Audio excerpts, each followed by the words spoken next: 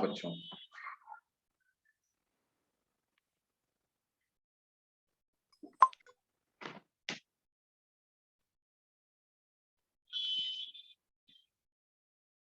तो आज क्या पढ़ना है बेटे हम लोगों को?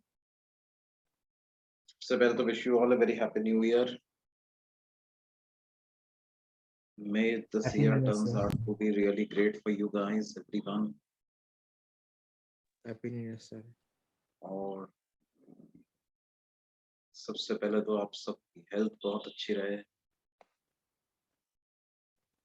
और बिल्कुल हाई मोटिवेशन, हाई स्पिरिट्स के साथ आप अपना टारगेट के प्रति काम करें, लगे रहे, सक्सेसफुल हो.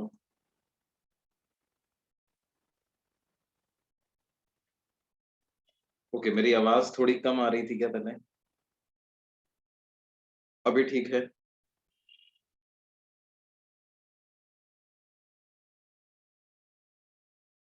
ओके.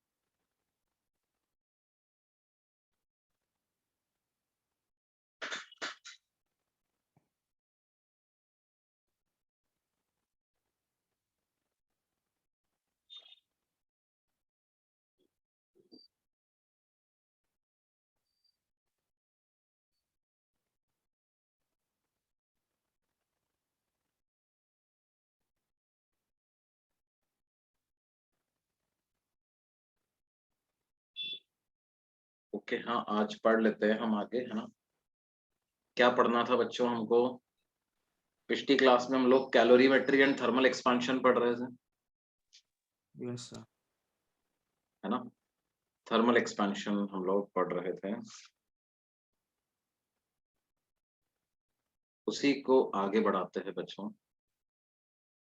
सर टेस्ट में कब तक आएगा? क्या बोल रहे हो बेटे?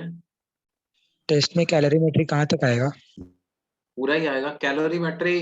भाई, हमने हमारा कैलोरीमेट्री वैसे जो पढ़ना था वो हमें इतना ही है, बस अभी हमें कुछ अलग अलग टाइप के क्वेश्चंस देखने हैं उसमें. ठीक है? यस सर, वो आप इंक्रीजिंग द टाइम पीरियड वाला क्वेश्चन का वापस एक्सप्लेनेशन कर सकते हो क्या?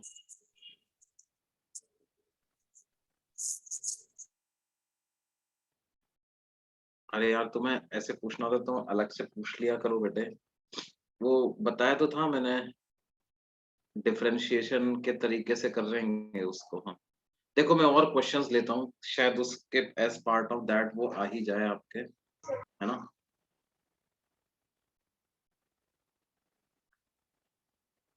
देखो, मानो हमसे कहा जाए क्या कि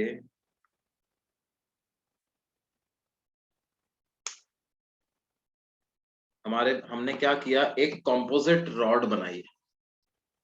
कैसी रॉड बनाई है? कंपोजिट रॉड बनाई है. और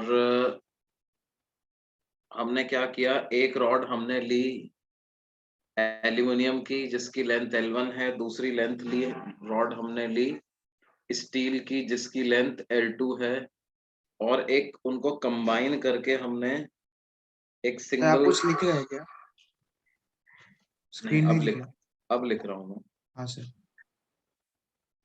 देखो क्या है, एक रॉड है एल्यूमिनियम और एक रॉड हमने ली कौन सी, स्टील, ठीक है। एल्यूमिनियम रॉड ली हमने L1 लेंथ की, स्टील रॉड ली हमने L2 लेंथ, और इन दोनों को लेकर के मैंने एक रॉड बना दी जिसकी लेंथ हो गई L1 प्लस L2, है ना। इनके एक्सपेंशन कोफिशिएंट्स हमें दिए हुए हैं। एल्यूमिनियम का एक्सपेंशन कोफिशिएंट है अल्फा ए और स्टील का एक्सपेंशन कोफिशिएंट है alpha S. When temperature is increased by T degree Celsius,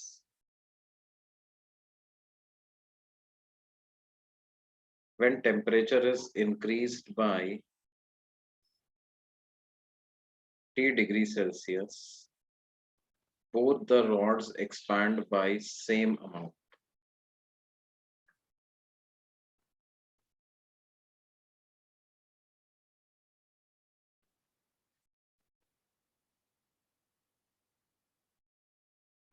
Both the rods expand by same amount.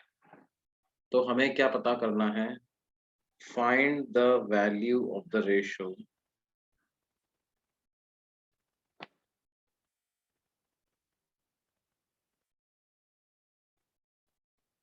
L1 upon L1 plus L2. Find the value of the ratio L1 upon L1 plus L2.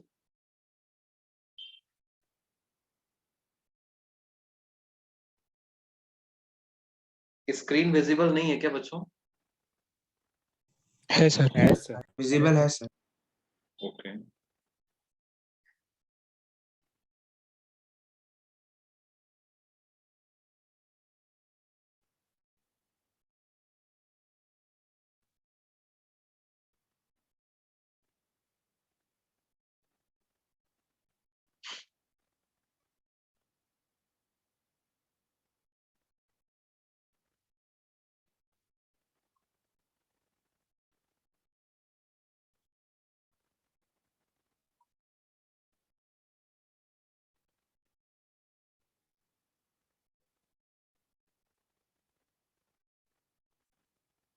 तो देखो कैसे करेंगे इसको।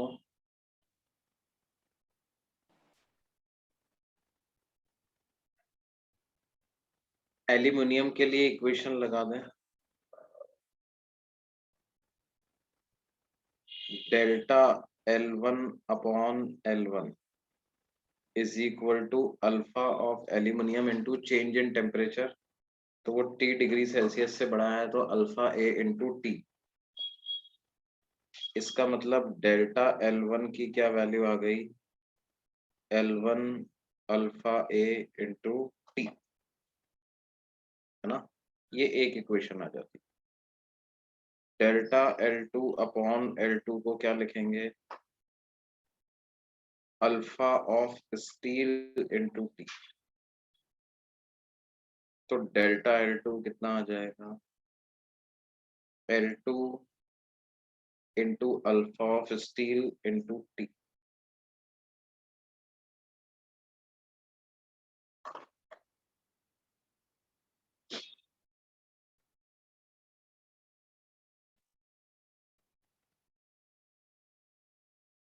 अब देखो बात क्या है बेटे, delta L1 equal to delta L2 ऐसा हमें दिया हुआ है।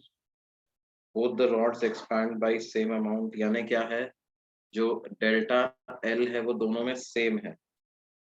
That means alpha one alpha L1 alpha A into T is equal to L2 alpha S into T. That means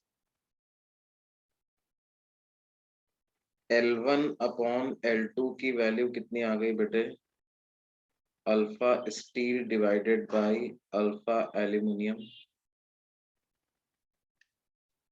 और हम बेसिकली यहाँ पर कॉम्पोनेंटो डिविडेंडो लगा दे तो क्या मिल जाएगा हमको?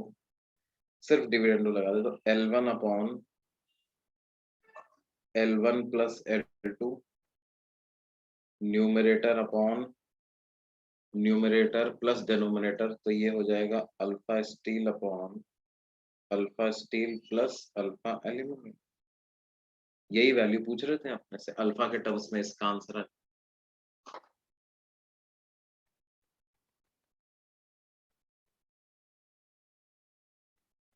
बिल्कुल सही बात है, एक बच्चे ने सही आंसर बताया। Very good. क्या नाम है इसने बताया सही आंसर?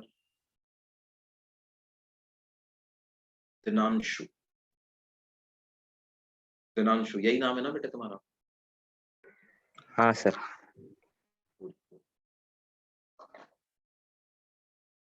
समझ में आया बच्चों कैसे करना था इसको? Yes sir.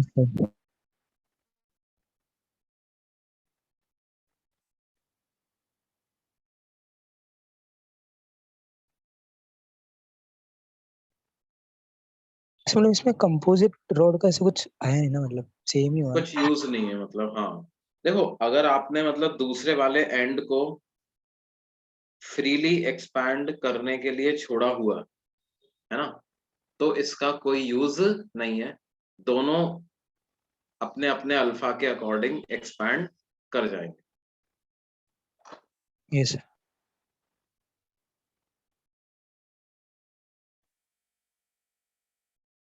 देखो और सवाल करते हैं।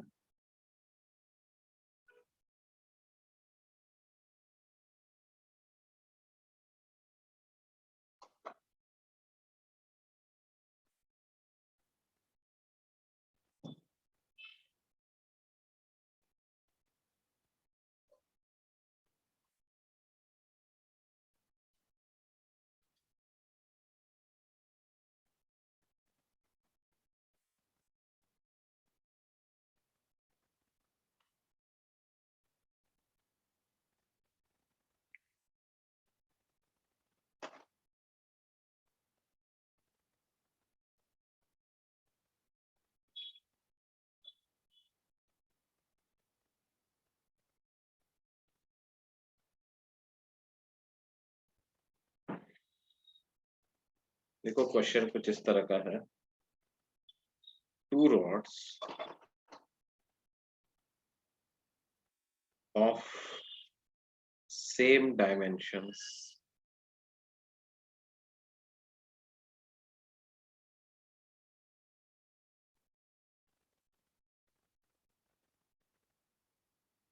are joined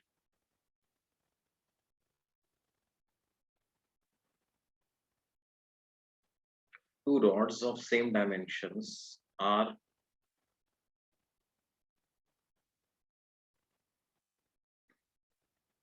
joined at one end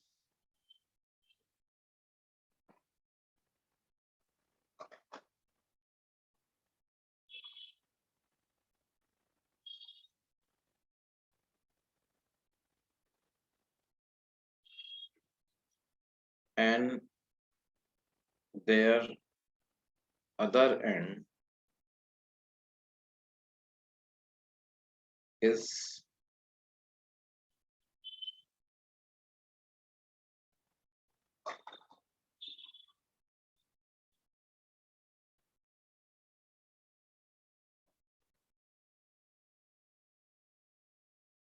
so before we do this question,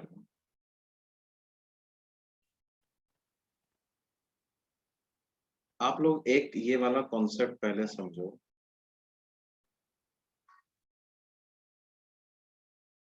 जैसे मान लो मैंने क्या किया, एक मेरे पास वायर है, उसको स्ट्रेच किया, मतलब स्ट्रेच किया मतलब उसकी अपनी नेचुरल लेंथ में लेकर आया और ऐसे दो क्लैंप्स के बीच में उसको रिजिडली अटैच कर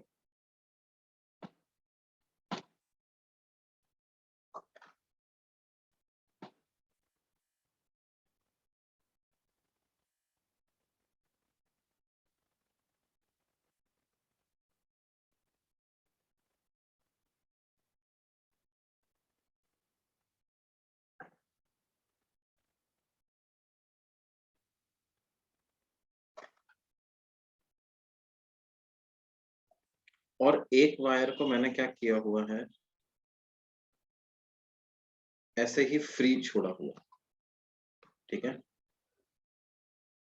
दोनों का लेंथ सेम है, area of cross section same है, मटेरियल दोनों का सेम है।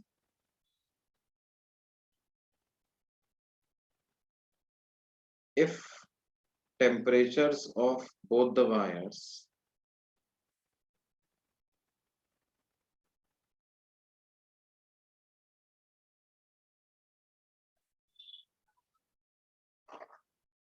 सर वो एस क्या है?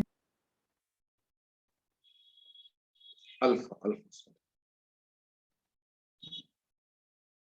If temperature of both the wires are decreased by same amount delta T,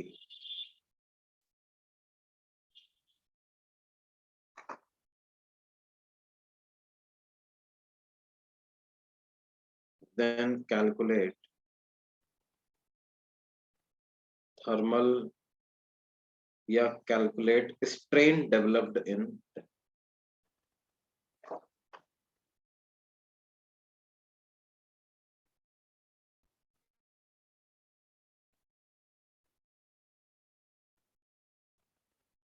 उनमें कितना स्ट्रेन डेवलप हो जाएगा ये हमें कैलकुलेट करना है। कितना स्ट्रेन डेवलप होगा,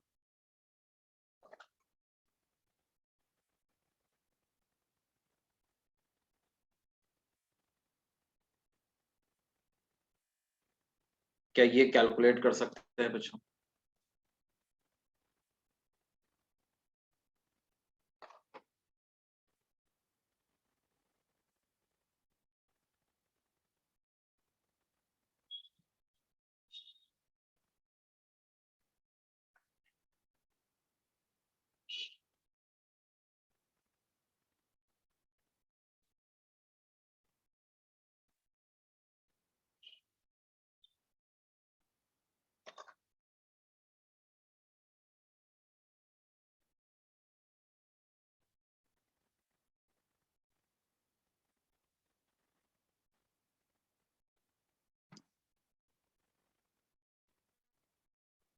अच्छा, स्ट्रेन पता है ना अपने को, स्ट्रेन का फॉर्मूला क्या होता है?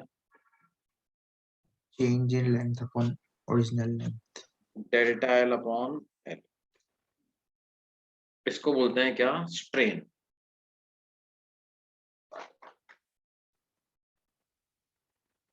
डेल्टा एल बेसिकली इलोंगेशन या कंप्रेशन है ना, और एल क्या हो गया?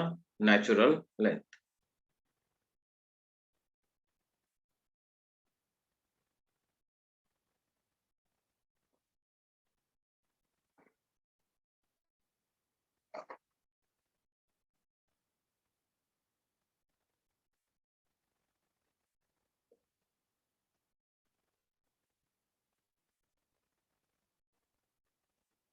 तो कैसे कैलकुलेट करेंगे बच्चों इसको?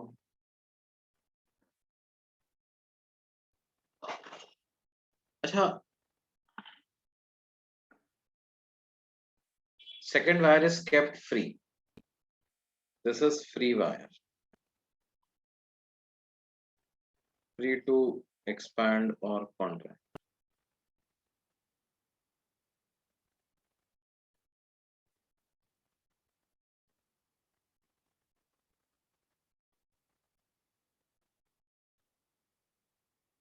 अच्छा, टेम्परेचर कम करोगे तो पहले पार्ट की लेंथ कम हो पाएगी क्या? नहीं सर, नहीं। और दूसरे पार्ट की हो पाएगी। कम हो जाएगी, है ना?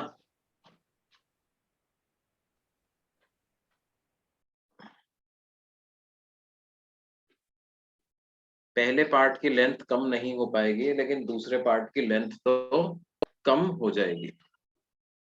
तो बेटे किसमें स्ट्रेन आएगा, किसमें नहीं आएगा? पहले में नहीं। सेकंड वाले में आएगा। पहले वाले में पहले वाले में क्या होगा? उसकी नेचुरल लेंथ कम हो जाएगी, फिर भी वो स्ट्रेन में रहेगी। और दूसरे वाले में स्ट्रेन नहीं होगा। नहीं आएगा स्ट्रेन दूसरे वाले में।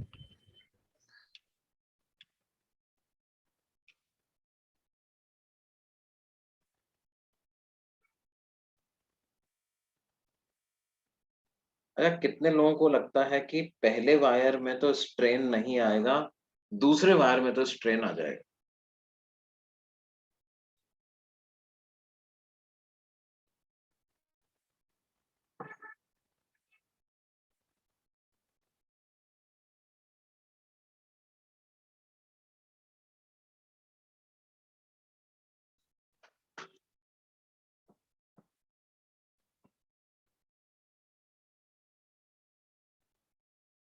फर्स्ट में चेंज इन लेंथ तो हो ही नहीं रहा है ना।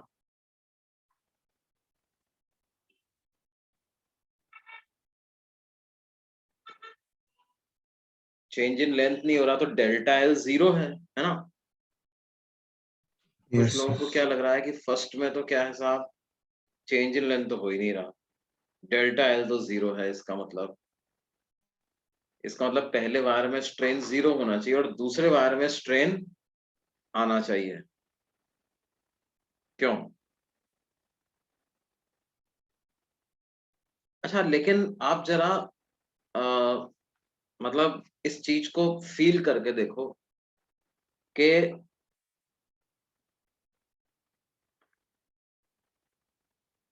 आपने टेम्परेचर कम किया, जो वायर फ्री रखा हुआ था वो तो सिकुड़ गया, कॉन्ट्रैक्ट हो गया, और दूसरा वाला वायर कॉन्ट्रैक्ट नहीं हो पाया।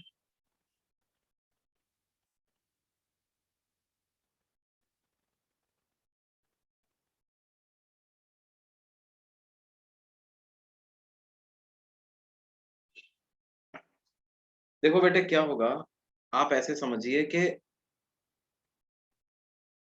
अच्छा, नेचुरल लेंथ क्या टेम्परेचर का फंक्शन होती है क्या? किसी भी ऑब्जेक्ट की नेचुरल लेंथ उसके टेम्परेचर का फंक्शन होती है क्या? Yes. Natural length is a function of temperature. जैसे किसी बॉडी का टेम्परेचर जब हम बढ़ाते हैं उसकी लेंथ बढ़ जाती है, तो वो जो बढ़ी हुई लेंथ होती है वो उसकी नेचुरल लेंथ नहीं होती क्या बेटे? होती है। नेचुरल लेंथ ही होती है। टेम्परेचर बढ़ाने पर जो लेंथ बढ़ती है वो बढ़ी हुई लेंथ उसकी नेचुरल लेंथ ही होती है, वो नए टेम्परेचर की नई नेचुरल लेंथ है।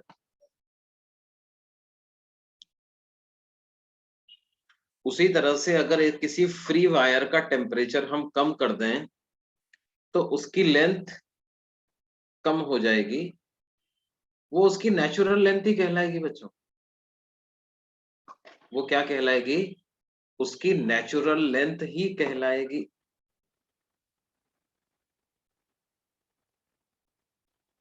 वो जो लेंथ है वो उसकी नेचुरल लेंथ ही कहलाएगी।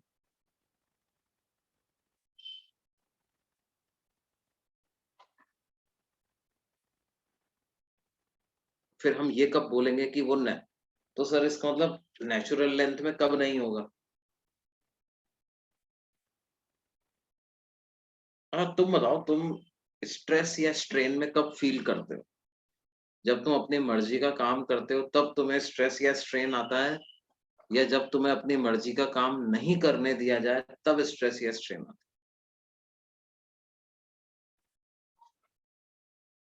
जब मर्जी का काम नहीं करने दिया जाए। मर्जी का काम नहीं करने दिया जाए, जबरदस्ती कोई काम करवाया जाए तो, है ना।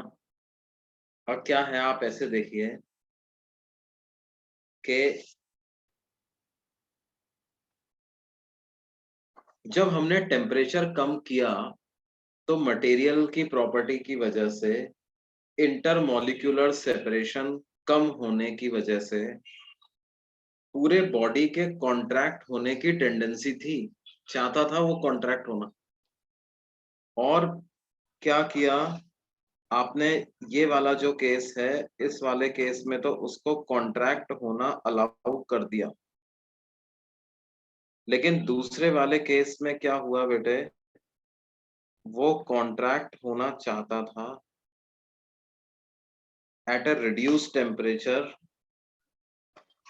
अब ये जो लेंथ है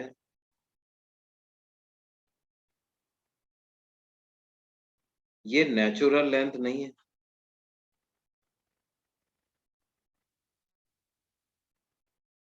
ये जो लेंथ है ये नेचुरल लेंथ नहीं है। क्या है? इसकी अगर ये फोर्स नहीं लगता तो ये वायर सिकुड़ करके कॉन्ट्रैक्ट होकर के इतना रह जाता ना, थोड़ा कम लेंथ इसकी हो जाती कि नहीं हो जाती? तो अभी भी इसको ज्यादा लेंथ पे कौन रखे हुए है? क्या ये जो दो हमने क्लैंप्स लगाए हुए हैं ये इसको खींच के रखे हुए हैं क्या इस वायर को? अभी भी ये Yes, छोड़ sir. देंगे तो ये अपनी कॉन्ट्रैक्टेड लेंथ पे आ जाएगा। वो एक्चुअल में इसकी नेचुरल लेंथ है। ये जो लेंथ है this is natural length at decreased temperature. बोलो बच्चों। Yes, sir.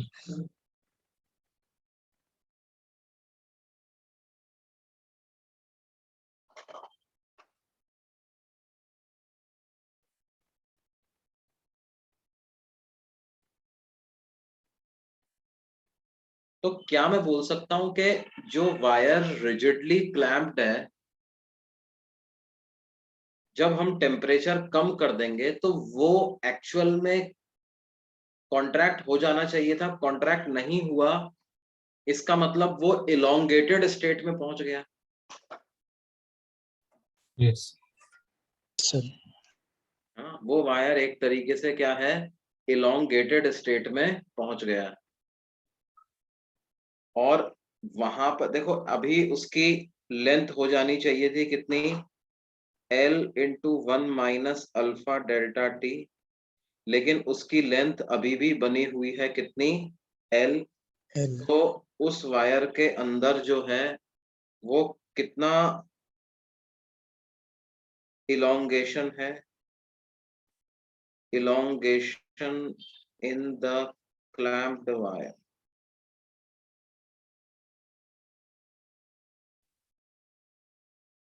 that is L minus L into 1 minus alpha delta t।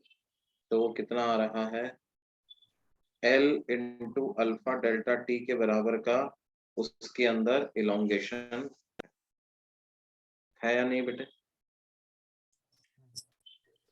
Yes. Yes, sir. इसका मतलब strain in the clamped wire कितना आ जाएगा,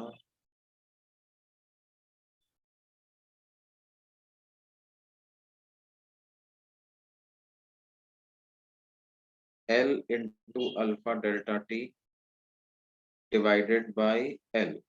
तो क्या ये वैल्यू अल्फा डेल्टा टी के बराबर आ जाएगी? Yes, sir. नेचुरल लेंथ तो वो नई वाली लेंगे ना, L into 1 में। नेचुरल लेंथ आप नई वाली भी ले सकते, देखो उनमें ज्यादा फर्क नहीं है ना।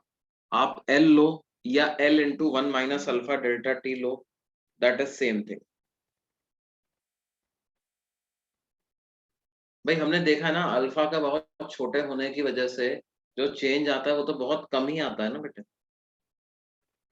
यस है ना।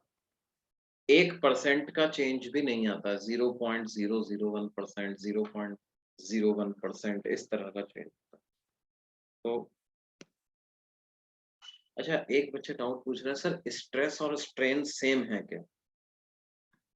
भाई स्ट्रेस और स्ट्रेन सेम नहीं है, हाँ एक दूसरे का इफेक्ट है। मतलब बेसिकली क्या होता है, हर मटेरियल की अपने किसी भी एक गिवन टेम्परेचर पर एक नेचुरल लेंथ होती है। आप अगर फोर्स लगा करके देखो, दो तरह से लेंथ में चेंज होता है। एक तो आपने टेम्परेचर में चेंज किया और बॉडी फ्री था वो एक्सपैंड कर गया, टेम्परेचर कम किया बॉडी फ्री था वो कॉन्ट्रैक्ट कर गया। तो ये जो चेंज हुआ है ना, इस तरह का चेंज स्ट्रेस या स्ट्रेन डेवलप नहीं करता। ये तो क्या है, मटेरियल अपनी मर्जी से हुआ। टेम्परेचर कम टेम्परेचर पर उसकी नेचुरल लेंथ कम है, ज्यादा टेम्परेचर पर उसकी नेचुरल लेंथ ज्यादा है। स्ट्रेस या स्ट्रेन कब डेवलप होता है कि जब आप फोर्स लगा करके उसकी लेंथ को बढ़ाओ, है ना। तो क्लैम्प्ड ऑब्जेक्ट को आप ऐसा भी समझ सकते हो कि यार टेम्परेचर कम हुआ तो वो तो अपनी कंप्रेस लेंथ पे चला जाता जो कि उसकी नई नेचुरल लेंथ है, लेकिन क्लैंप्स ने फोर्स लगा करके उसको उसी लेंथ में रखा हुआ है। ठीक है, तो ये जो क्लैंप्स का जो फोर्स होता है, इस फोर्स को तो बोलते हैं डिफॉर्मिंग फोर्स। एक्सटर्नल फोर्स जो कि बॉडी की शेप और साइज को चेंज करता है, उस फोर्स को तो क्या बोलते हैं बच्चों? Deforming force. और इस फोर्स की वजह से क्या होता है, इस रॉड के अंदर एक टेंशन एक्स्ट्रा डेवलप हो जाती है, एक्स्ट्रा इंटरमोलिकुलर फोर्स डेवलप हो जाता है, उसको बोलते हैं क्या? Restoring force. है ना? तो जो इसके अंदर टेंशन डेवलप हुई है, that tension divided by area अगर आप कर दोगे, तो जो आपको मिलेगा उसको हम क्या कहेंगे? उसको कहेंगे स्ट्रेस। ठीक है, टेंशन अपॉन एरिया को क्या कह देंगे? स्ट्रेस। और उस स्ट्रेस की वजह से जो इसकी लेंथ में फ्रैक्शनल चेंज आया है नेचुरल लेंथ में, उसको क्या कह दोगे? स्ट्रेन। है ना? स्ट्रेस बेसिकली होगा force upon area.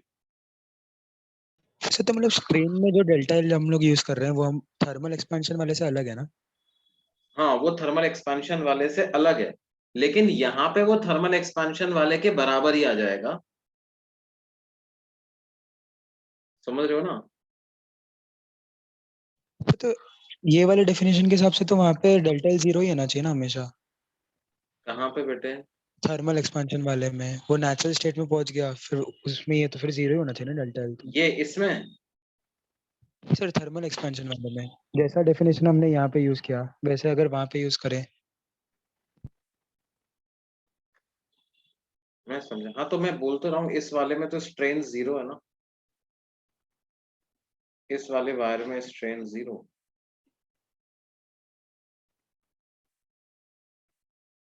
Free wire में स्ट्रेन 0 है बेटा।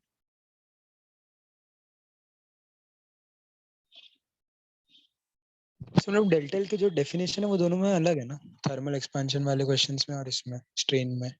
हाँ हाँ, बिल्कुल बिल्कुल बिल्कुल। थर्मल एक्सपेंशन में जब हम डेल्टा एल लिखते हैं, तो डेल्टा एल क्या होता है? वो होता है चेंज इन नेचुरल लेंथ। ठीक है, due to change of temperature या change in equilibrium length. Equilibrium length बोल दो उसको।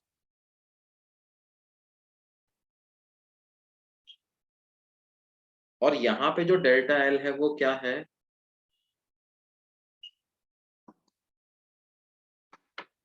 कंप्रेशन और elongation due to force applied. Yes.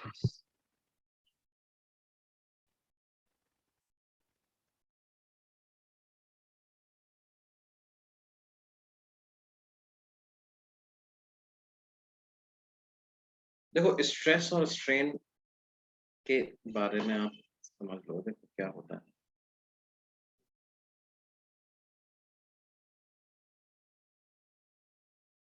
जैसे मान लो कि एक बॉडी का टेम्परेचर कुछ T डिग्री सेल्सियस पे है,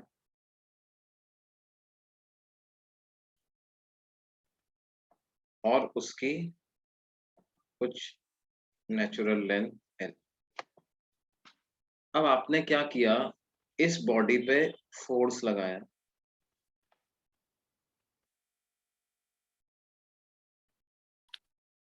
और फोर्स लगा करके आपने क्या किया? इसी टेम्परेचर पर इसकी लेंथ को बढ़ा दी।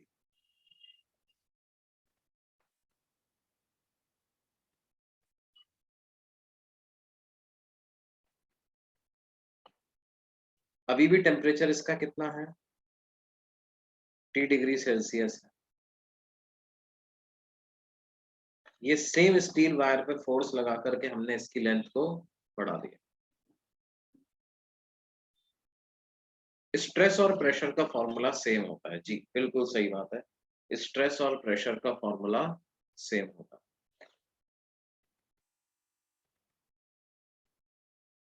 लेकिन देखो किस कॉन्टेक्स्ट में प्रेशर कहोगे उसको, किस कॉन्टेक्स्ट में स्ट्रेस कहोगे, वो एक अलग बात है। अब देखो क्या है कि टेम्परेचर नहीं बढ़ा, टेम्परेचर T डिग्री ही रहा, लेकिन लेंथ बढ़ गई। तो अभी जो लेंथ में इंक्रीज आया है, इस इंक्रीज को अगर मैं नेचुरल लेंथ से डिवाइड कर दूं तो ये delta L by L strain कहलाएगा बच्चों। इस डेल्टा L बाई एल को क्या कहेंगे? स्ट्रेन। समझ रहे हैं? और इसकी वजह से क्या होगा, इसकी वजह से इस वायर के जो क्रॉस सेक्शंस हैं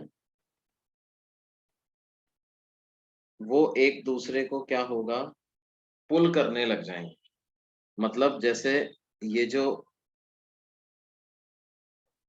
इस वायर के अंदर क्या है, टेंशन डेवलप हो जाएगी इसके अंदर, इस तरह से ये फोर्स इसके अंदर डेवलप हो जाएगा। तो ये जो फोर्स डेवलप हुआ है इक्विलिब्रियम में, वो इस फोर्स के बराबर ही रहेगा। तो यहाँ पर जो फोर्स डेवलप हुआ है उसको अगर अपन इसके एरिया से डिवाइड कर दें तो उसको क्या कहेंगे? स्ट्रेस।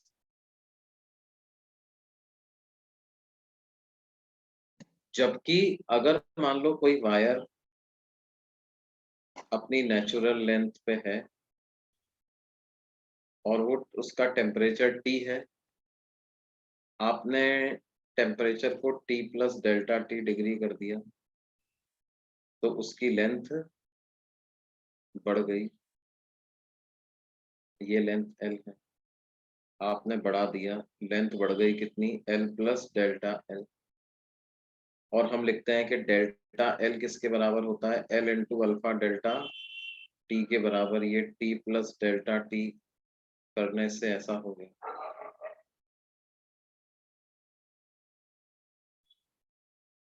तो क्या होगा?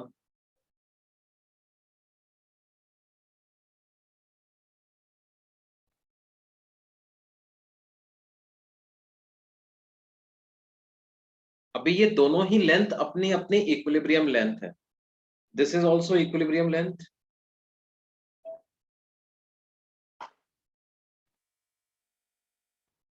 और ये जो लेंथ आई है ये भी क्या है? This is also equilibrium length.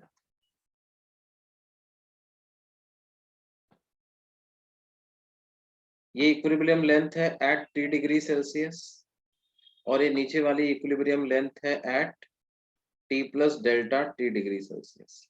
Both are their respective equilibrium lengths. क्या ये चीज समझ में आती है बच्चों? तो इस केस में हम कहेंगे strain is zero, stress is zero. वैसे up to certain limit, certain percentage, जिसको बोलते हैं limit of proportionality, stress is directly proportional to strain. Stress और स्ट्रेन का रेशियो कांस्टेंट होता है, वो यंग्स मॉडुलस के बराबर होता है। एरिया भी चेंज होगा, बिल्कुल सही बात बोल रहे हो तुम, एरिया भी चेंज होगा।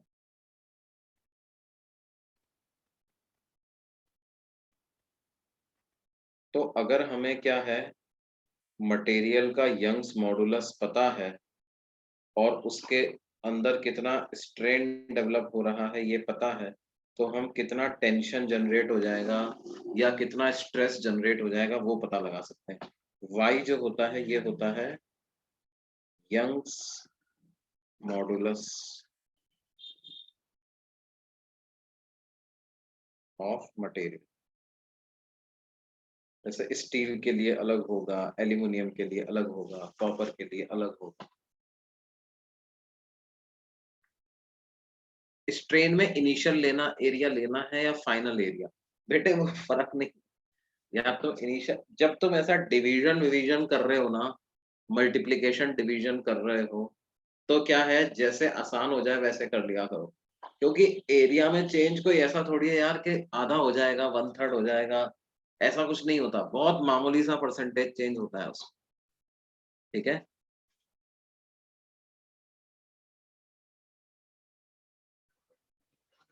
तो तो एरिया कोई डिवीजन में कुछ भी ले लो तुम, उससे नहीं फर्क पड़ेगा।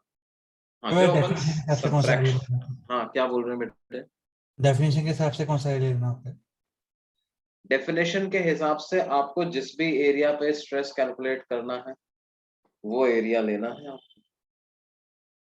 मतलब ये स्ट्रेस जो है वो किसी पर्टिकुलर एरिया पे निकाला जाता है ना।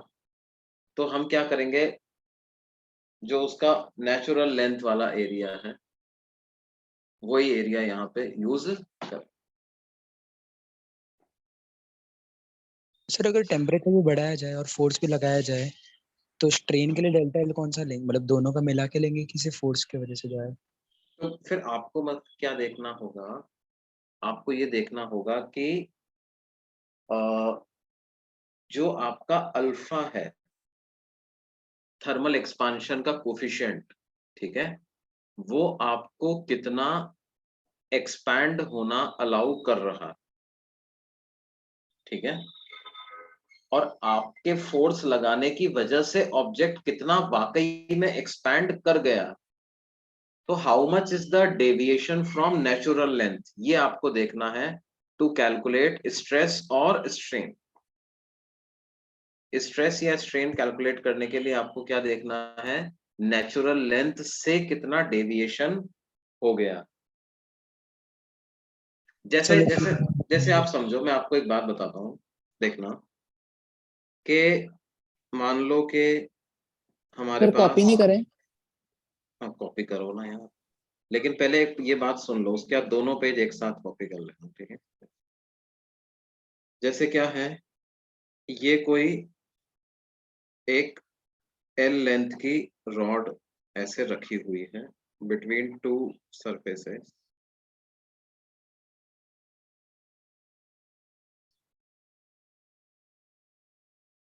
रॉड की लेंथ एल है, इसका coefficient of thermal expansion alpha है, इसका एरिया ए मान लेते हैं, है ना, यंग्स मॉडुलस वाई मान लेते हैं। और ये जो दो सरफेसेस हमें दी हुई हैं, इनके बीच की डिस्टेंस है कितनी, L into 1 plus alpha delta T by 3।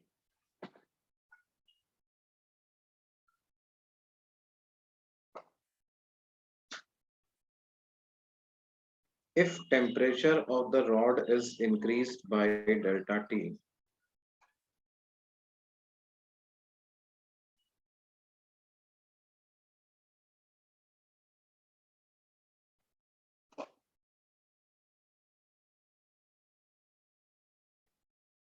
then calculate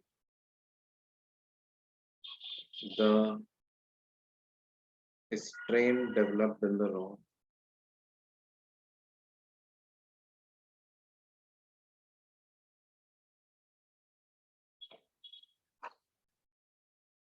and the force exerted by rod on the walls.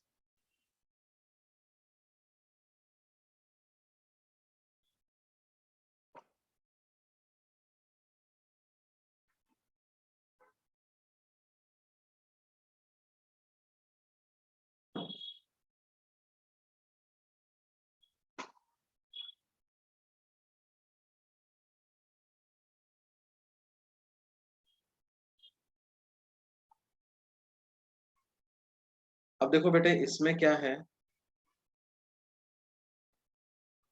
when temperature increases by delta T,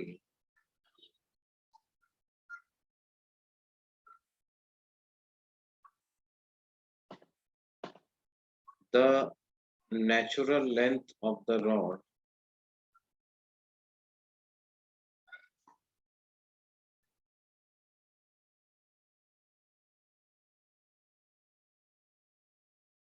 should increase by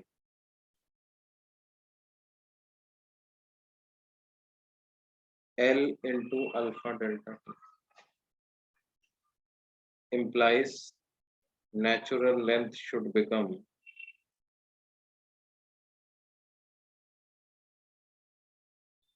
eight T plus delta T, ये कितनी हो जाएगी? L plus L into alpha delta T, यानी कि L into 1 plus alpha delta T, ये natural length इसकी हो जाएगी। ये बात सुनना है। But due to the walls,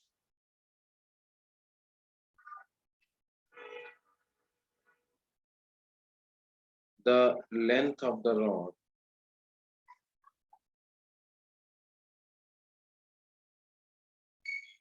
at t plus delta t कितना हो पाएगा?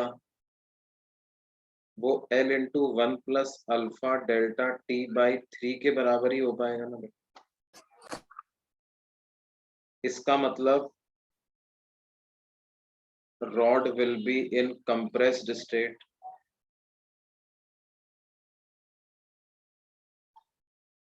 क्या बेटे?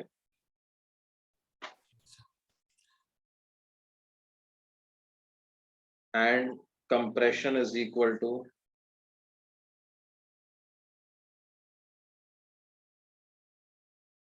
कितना कंप्रेशन आ जाएगा रॉड में?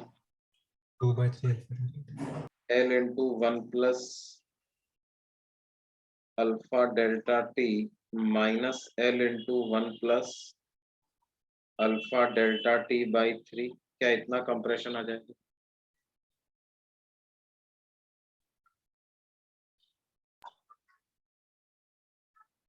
बोलिए भाई।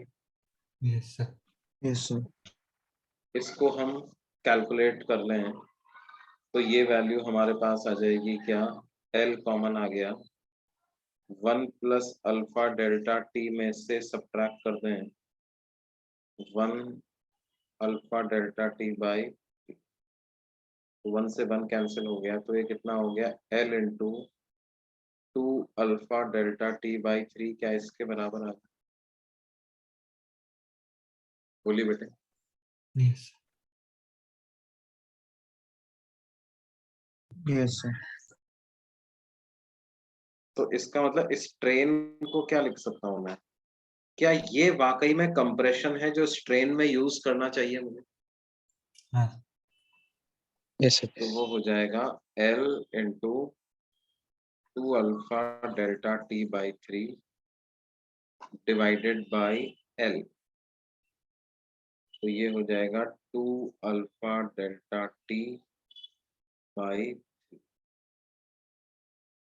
This will be the strain. और हमें क्या पता है?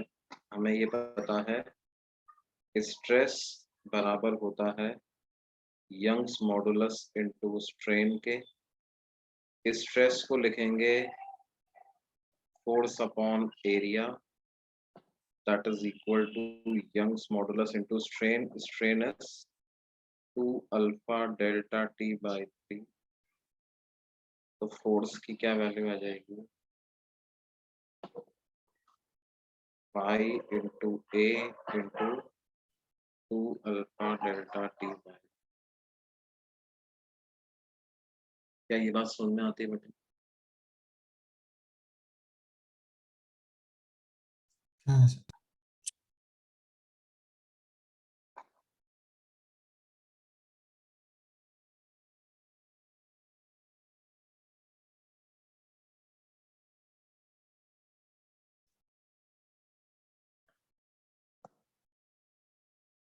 अभी कॉन्सेप्ट समझ में आया बच्चों इसका?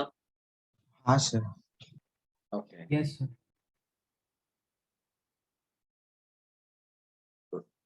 अब नोट कर लो, ये रहा, इस वाले पेज से ही नोट करना, बाकी का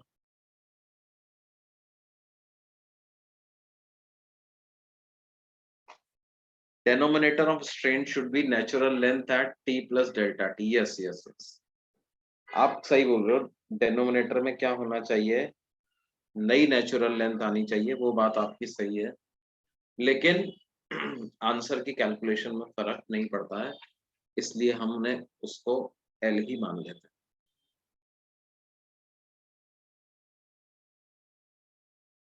है ना? समझ रहे हो ना बेटा, आंसर में क्यों फर्क नहीं पड़ेगा भाई। आप मान लो नेचुरल लेंथ 1 मीटर और अब लेंथ हो गई 1.003, तो 1 से डिवाइड करो या 1.003 से डिवाइड करो, तो उस पर कोई खास फर्क नहीं पड़ेगा।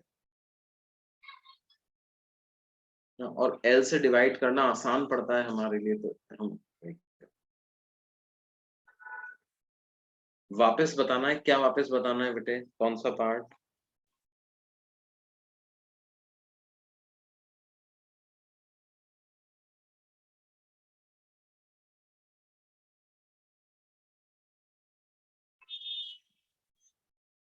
इसका प्रैक्टिकल लाइफ में कहाँ यूज पड़ता है? देखो प्रैक्टिकल लाइफ में इसका यूज पड़ता है, जो भी हम कई सारे स्ट्रक्चर्स वगैरह क्रिएट करते हैं, नहीं तो ऑब्वियस सी बात है कि टेम्परेचर तो मौसम के अनुसार जो मटेरियल हमने यूज किया है उसका कम ज्यादा होता ही रहता है ना। कोई भी हिंज, आपने कोई भी हिंज लगाया है, कोई भी आपने बीम कनेक्ट किया है, रेलवे ट्रैक्स हो गए, वहां पर आपने कुछ कनेक्शन किया है, तो क्या है टेम्परेचर। भाई एक तो रेलवे ट्रैक्स के बीच में क्या है, ऐसे डिफरेंट सेगमेंट्स होते हैं, स्ट्रेट सेगमेंट्स, स्ट्रेट बीम्स होते हैं, उनको बिछाया जाता है, उनके बीच में गैप भी रखा जाता है ना। अब कभी कभी हो सकता है कि इतना ज्यादा भी एक्सपैंड कर जाए कि वो गैप को भी फुल कर दे, तो फिर उसके अंदर क्या होगा, जब एक दूसरे के कांटेक्ट में आएंगे तो दोनों सरफेसेस एक्सपैंड करना जाएंगी, तो क्या होता है इतना उसके अंदर मटेरियल ऐसा होना चाहिए कि वो क्या करे, जो स्ट्रेन आ भी गया अगर कभी, तो वो स्ट्रेन की वजह से बेंड ना हो जाए, मतलब है ना। रेल की जो पटरियां होती है ना, वो ऐसा नहीं होता जैसे मान लो कि क्या है, आपने पनवेल से लेकर के और लेट्स से किसी आगे किसी स्टेशन तक रेलवे ट्रैक बिछाया, तो पूरी की पूरी वो एक सिंगल रॉड थोड़ी ना होती है, वो ब्रोकन सेगमेंट्स लगाए जाते हैं ना, उनके बीच में गैप रखा जाता है थोड़ा सा, दो सेगमेंट के बीच में गैप रखा जाता है ताकि टेम्परेचर जब बढ़े तो एक्सपांड होने के लिए उनको जगह रहे। स्ट्रेस तो लगाएंगे ही है ना, हमेशा सफिशिएंट गैप होगा ये तो जरूरी नहीं है, लेकिन स्ट्रेस भी अगर आए तो वो कैलकुलेटेड वे में आए, मतलब जितना हम जो मटेरियल जितना स्ट्रेस जो है वो बिना डिफॉर्म हुए बिना बेंड हुए टॉलरेट कर सकता है, उतना ही स्ट्रेस आए।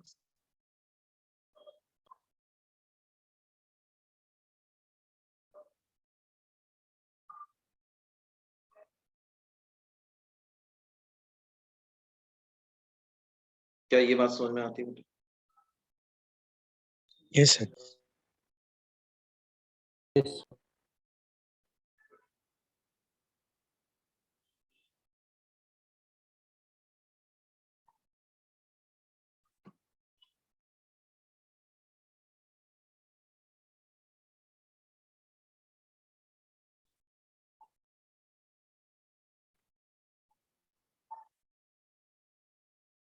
में बेंड एकदम गैप नहीं रखा तो क्या होगा, वो रेलवे ट्रैक जो है वो सीधा होने की जगह क्या है, इस तरह से बेंड होगा।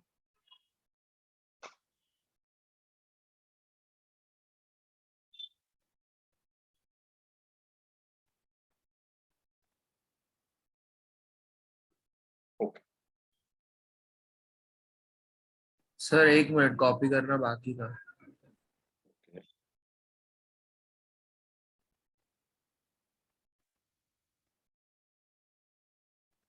ये वाला पेज, ये पेज तो हो गया होगा ना, हाँ सर लास्ट वाला। लास्ट वाला, हाँ ये वाला हो गया, ये है लास्ट।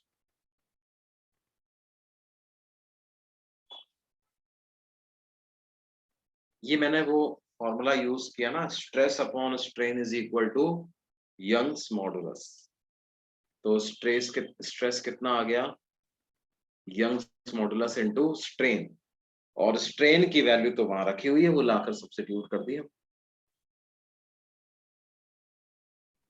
Done sir. ओके बेटा। सर एक मिनट। हम्म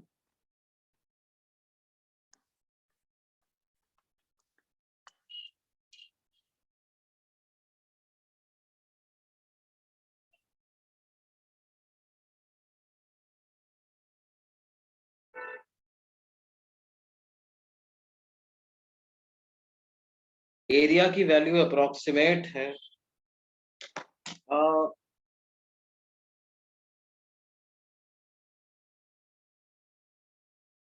नहीं वो एरिया तो क्या है, आप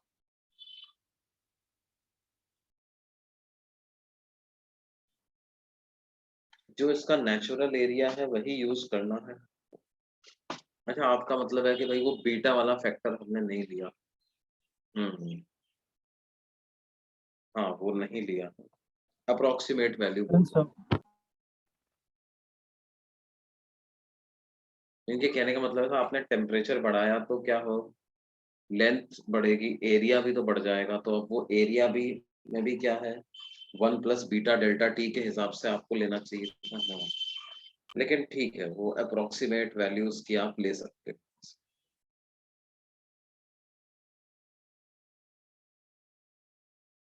यंग्स मॉडुलस का रेंज क्या है, देखो सॉलिड बॉडीज के लिए यंग्स मॉडुलस डिफाइन करते हैं अपन, जैसे यंग मॉडुलस ऑफ स्टील जो होता है ना, वो होता है 2 × 10⁻11 न्यूटन पर मीटर स्क्वायर।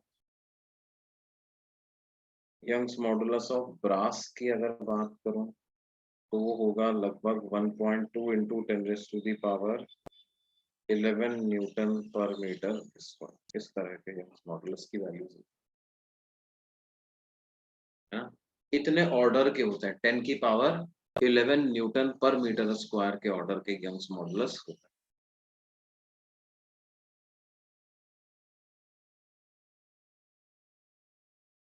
समझ में आती है बात बेटा?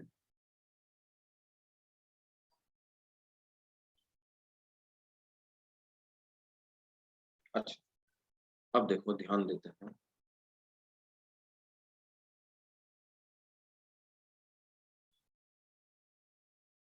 देखो एक अच्छा सवाल कराता हूँ। सर एक मिनट, वो वैल्यूज कॉपी करने की। हम्म,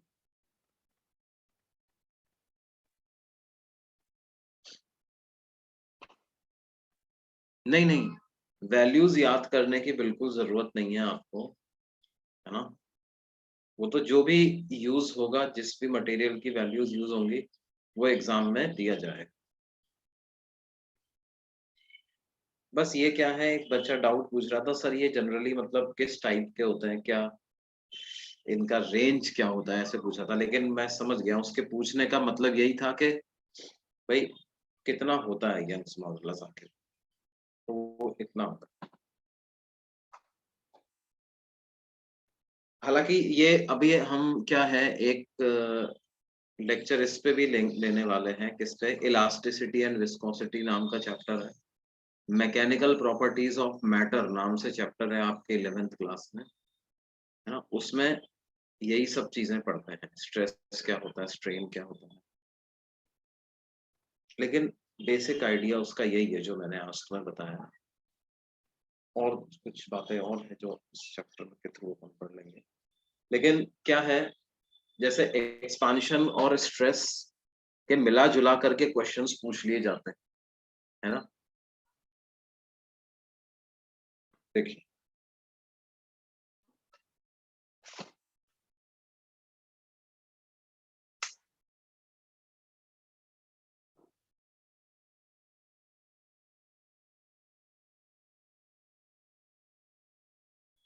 देखो, और एक सवाल आपको कराते हैं, क्या है, हमने क्या किया, जो कि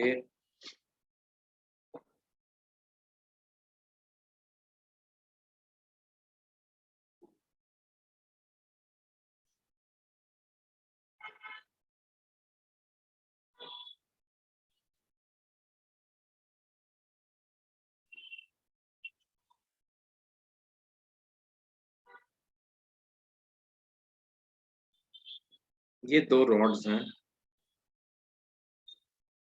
Young's modulus y1 y2, lengths L1 L2, area A1 A2, expansion coefficients alpha 1 alpha, ठीक है, और ये अपनी नेचुरल लेंथ पे हैं और ये रिजिड वॉल्स के पीछे।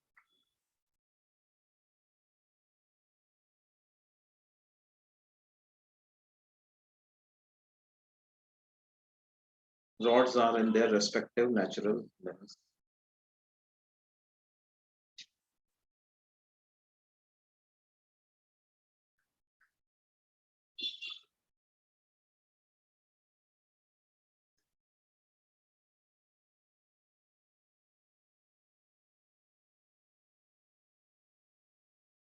Area of cross section same मान लेते हैं अपन, दोनों का एरिया ए दिया।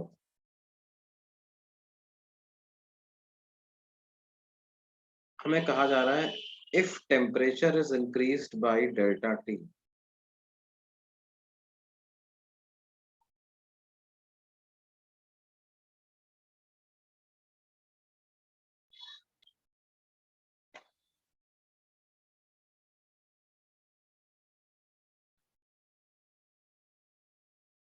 find the displacement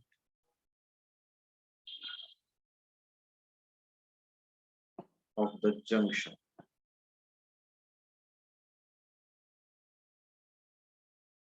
ये जंक्शन का कितना डिस्प्लेसमेंट हो जाएगा ये हमें पता लगाना।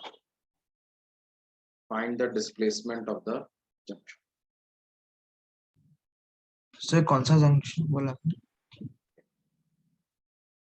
ओके सर, ये बीच वाला। दोनों रॉड जहां पे ज्वाइन हो रही है ना, ओके सर। उसका कितना डिस्प्लेसमेंट हो।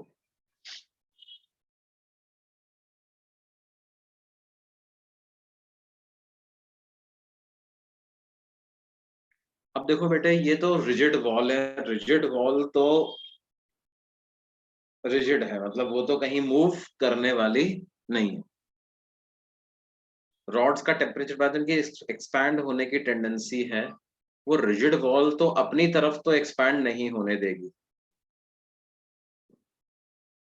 तो इनको क्या है, इधर की तरफ से ही एक्सपैंड होने का मौका मिलेगा। लेकिन टेम्परेचर बढ़ाएंगे तो क्या दोनों के एक्सपैंड होने की कोशिश रहेगी ना। Yes sir.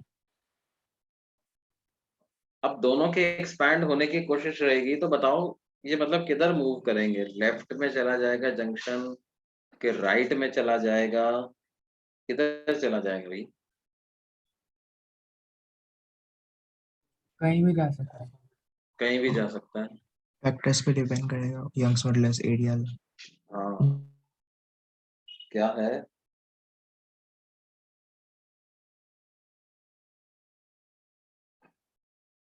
अल्फा कितना है ना, यंग्स मॉडुलस कितना है, लेंथ कितनी है, इन फैक्टर पे डिपेंड करेगा। तो हम क्या करते हैं, कोई भी एक मान लो आप, है ना, अपन ऐसा करते हैं कि let us suppose the junction gets displaced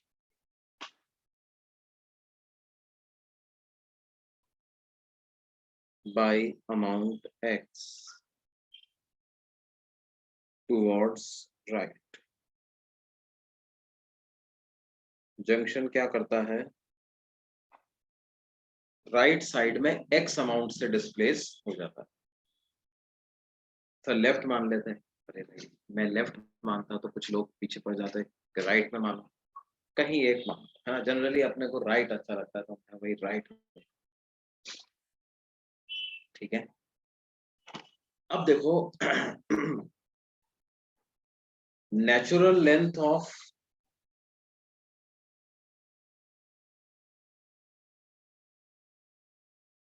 left rod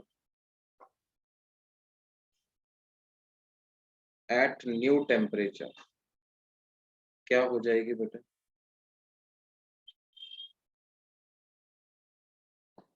क्या ये L1 into 1 plus alpha 1 delta T के बराबर आ जाएगी?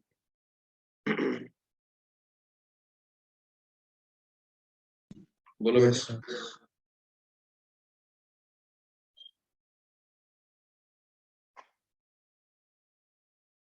लेकिन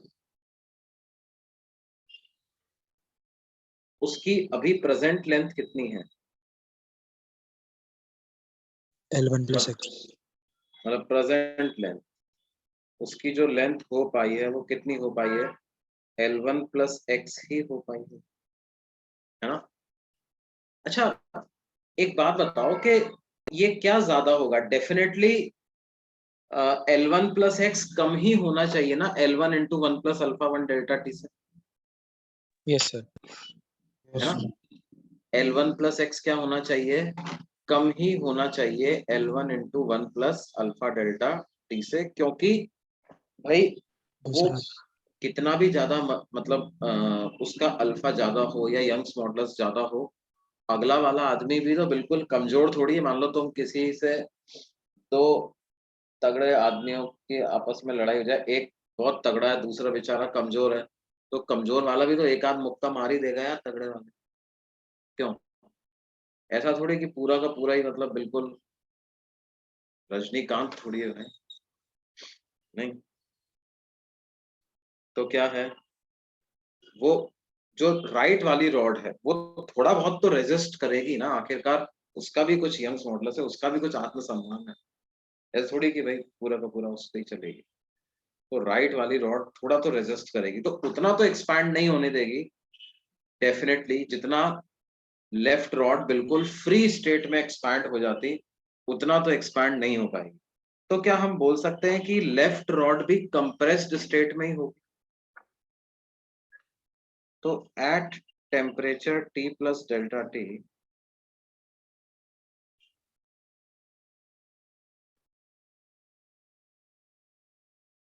कंप्रेशन इन लेफ्ट रॉड कितना आ जाएगा? L1 into 1 plus alpha 1 delta T minus L1 plus x. तो L1 से L1 कैंसिल हो जाएगा, आ जाएगा L1 alpha 1 delta T minus x. क्या ये बात समझ में आती है?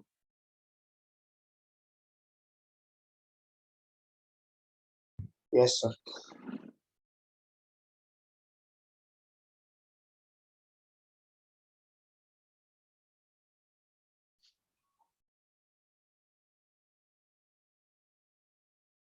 क्या क्या राइट रॉड होगा, ये क्या लिखा है वो तुमने? देव, राइट रॉड होगा का मतलब क्या है? क्या पूछना चाहते हो? कोई डाउट है?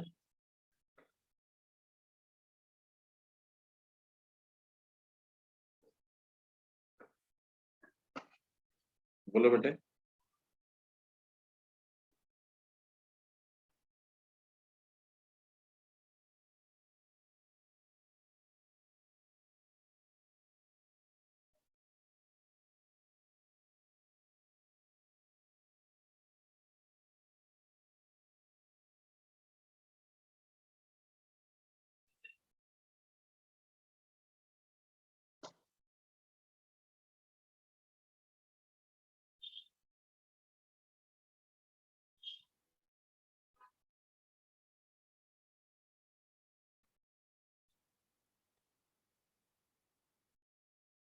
अरे ये लेफ्ट ही लिखना है भैया, मैंने गलती से लेफ्ट रॉड नहीं लिख दिया, यहाँ पर लेफ्ट रॉड ही आएगा। अच्छा तुम ये बोल रहे हो कि मैंने गलती कर दी? नहीं, मैंने कोई गलती नहीं करी, मैं बिल्कुल हर काम सावधानी पूर्वक कर रहा हूँ। लेफ्ट रॉड ही आएगा साहब यहाँ पे। ये लेफ्ट राइट रॉड में कंप्रेशन नहीं है बेटे, ये लेफ्ट रॉड का ही कंप्रेशन है।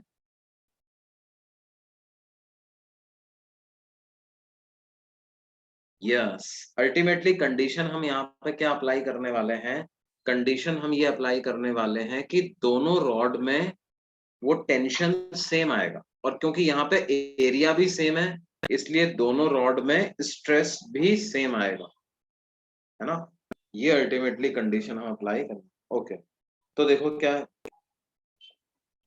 भाई, हमने ये मान लिया ना कि जंक्शन एक्स अमाउंट शिफ्ट हो गया है, तो इसका मतलब पहली वाली रॉड की लंबाई रियल में इतनी हो गई, नहीं, कितनी हो गई है, L1 प्लस एक्स,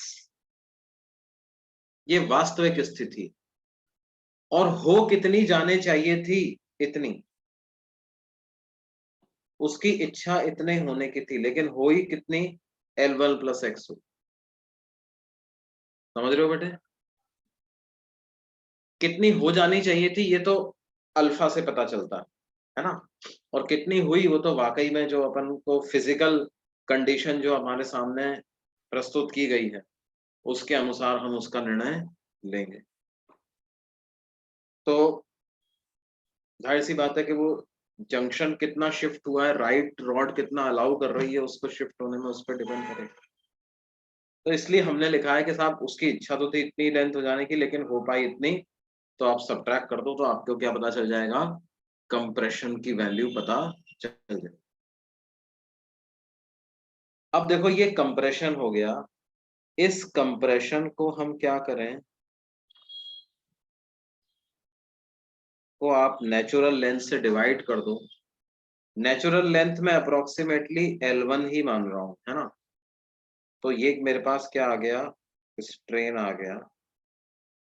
इसका मतलब स्ट्रेस इन लेफ्ट रॉड कितना आ जाएगा, स्ट्रेस इन लेफ्ट रॉड आ जाएगा यंग्स मॉडुलस, उसका Young's modulus multiplied by strain, तो L1 alpha 1 delta T minus x divided by L1, ये आ गया लेफ्ट रॉड में stress.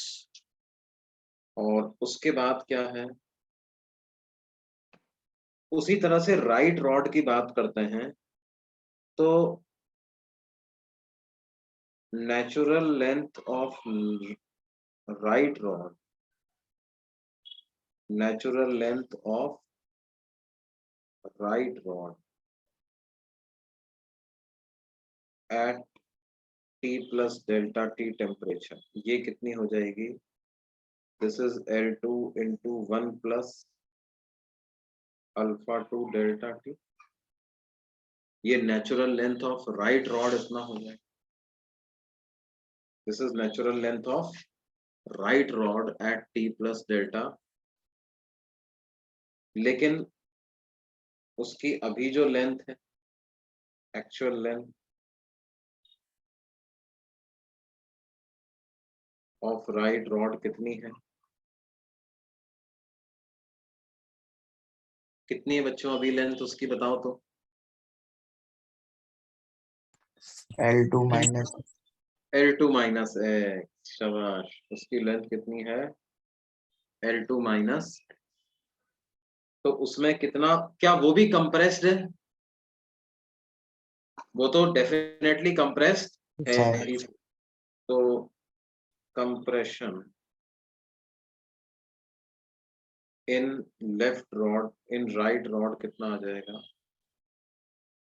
Compression in right rod आ जाएगा L2 1 plus alpha 2 delta T minus of L2 minus x, तो L2 से L2 cancel हो गया, L2 alpha 2 delta T plus x, ये आपके पास कंप्रेशन इन राइट रॉड इतना आ जाएगा।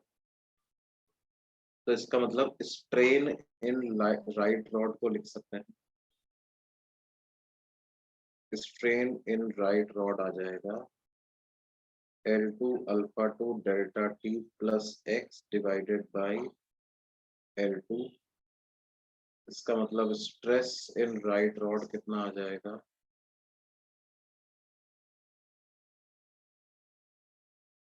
वो हो जाएगा Young's modulus into strain, that is L2 alpha 2 delta t plus x divided by L2।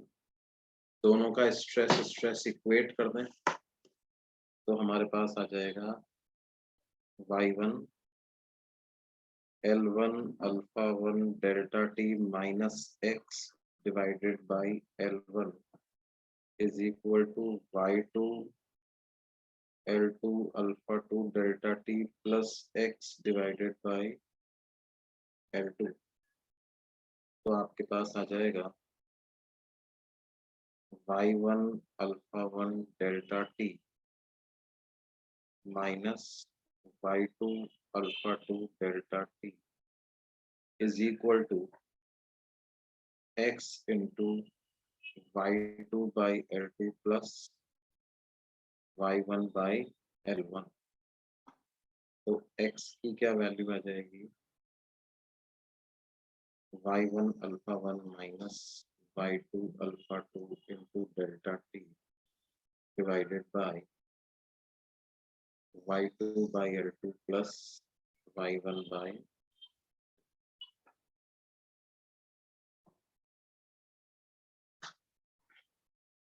Sir strain क्यों नहीं इक्वेट कर सकते? अरे भाई यार स्ट्रेन इक्वेट करने के पीछे क्या लॉजिक है? स्ट्रेस तो इसलिए इक्वेट कर रहे हैं ना बेटे, जैसे क्या होता है स्ट्रेस को एरिया से मल्टीप्लाई कर देते हो तो फोर्स आ जाता है जो कि उन रॉड्स के क्रॉस सेक्शन से एक दूसरे पे लगा रहे हैं, है ना? तो इक्विलिब्रियम आने पर वो दोनों जो जंक्शन वाला पॉइंट है उस पे नेट फोर्स 0 होना चाहिए ना, जो राइट वाली रॉड उसको पुश कर रही है और इधर लेफ्ट में जाने के लिए, और लेफ्ट वाली रॉड जो उसको पुश कर रही है और राइट में जाने के लिए, तो ये दोनों फोर्स बराबर हो जाने चाहिए ना भैया। और क्योंकि F1 इक्वल टू F2 और दोनों का एरिया बराबर है, इसका मतलब F1 by A equal to F2 by A, तो स्ट्रेस को इक्वेट किया है हमने। स्ट्रेन इक्वेट करने के पीछे क्या लॉजिक है? कोई लॉजिक नहीं। स्ट्रेस क्यों इक्वेट किया हमने? क्योंकि इक्विलिब्रियम आ गया है, अब वो जंक्शन इधर उधर मूव नहीं कर रहा है, फाइनली एक्स मूव किया, तो इसका मतलब क्या है अब उस पे उस नेट फोर्स 0 होना चाहिए। समझ में आई बात बच्चों सबको? हाँ सर। Yes yes. अगर एरिया इक्वल नहीं होता तो क्या उसको भी लेना पड़ता? बिल्कुल लेना पड़ता, क्यों नहीं लेना पड़ता क्योंकि आप अल्टीमेटली फोर्स इक्वेट करोगे, स्ट्रेस इक्वेट करने का भी कोई लॉजिक नहीं। क्या होना चाहिए? फोर्स बराबर लगना। तो थोड़ा ऊपर का दिखा।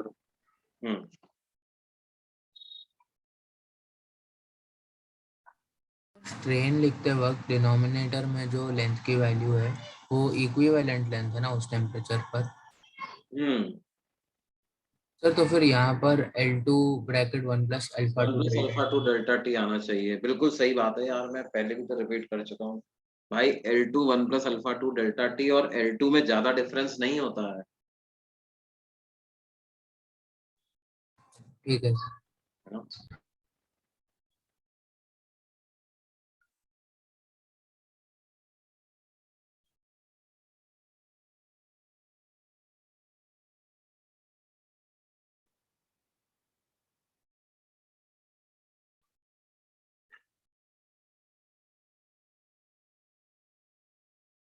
सर आपने एंड में एक तरीके से फोर्स को ही इक्वेट किया है ना?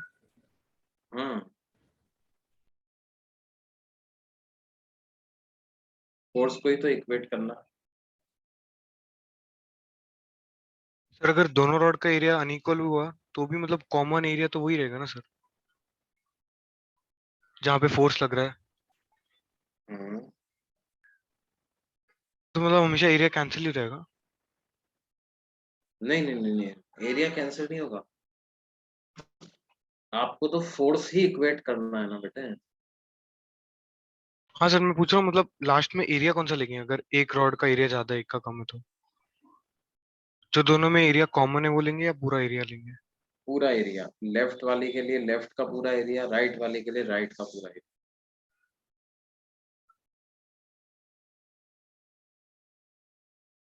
तो डिफाइन तो ऐसे कर रखा है ना जिस एरिया पे फोर्स लग रहा है।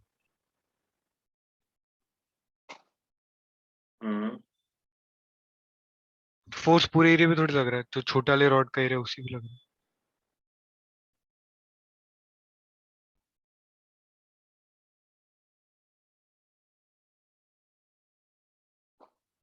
भाई जैसे मान लो अगर आपके पास इस तरह की कंपोजिट रॉड भी होती है ना, ऐसी रॉड अगर है,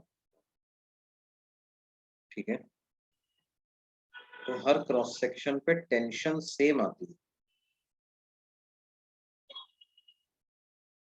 हर क्रॉस सेक्शन पे क्या है, टेंशन सेम आती है। Tension per unit area same का कॉन्सेप्ट है, टेंशन सेम होना चाहिए।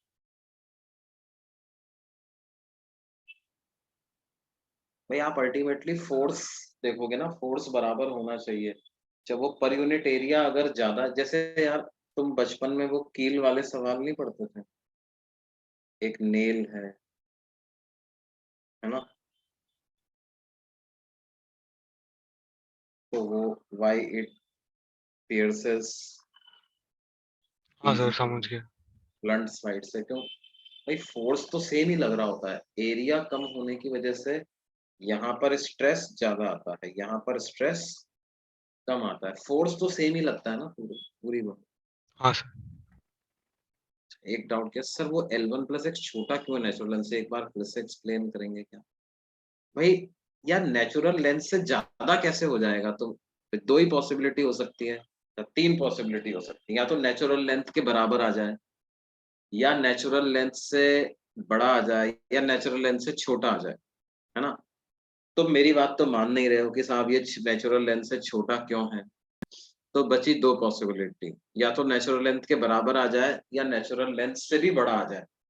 क्या तुम्हें ऐसा लगता है क्या कि L1+X जो नई नेचुरल लेंथ है उससे भी बड़ा हो जाएगा? Yes, we equated the force on the rod as they are in equal.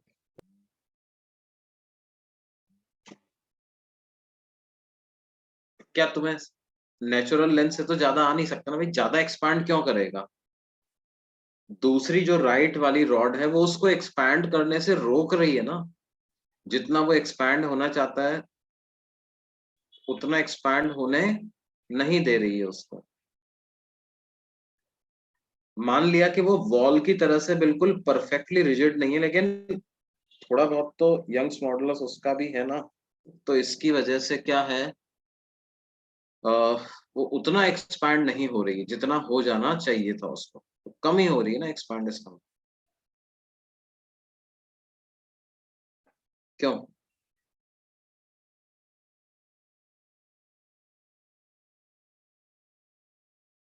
हाँ वो इक्विलिब्रियम में है ना बेटे, तो रॉड्स इक्विलिब्रियम में आने के बाद क्या है, जंक्शन पे नेट फोर्स 0 हो जाना चाहिए।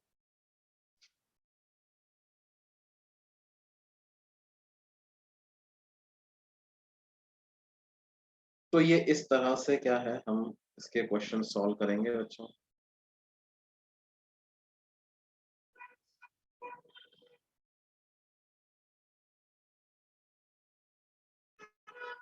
एक बच्चा बोल रहा है सर थोड़ा फास्ट फास्ट पढ़ो।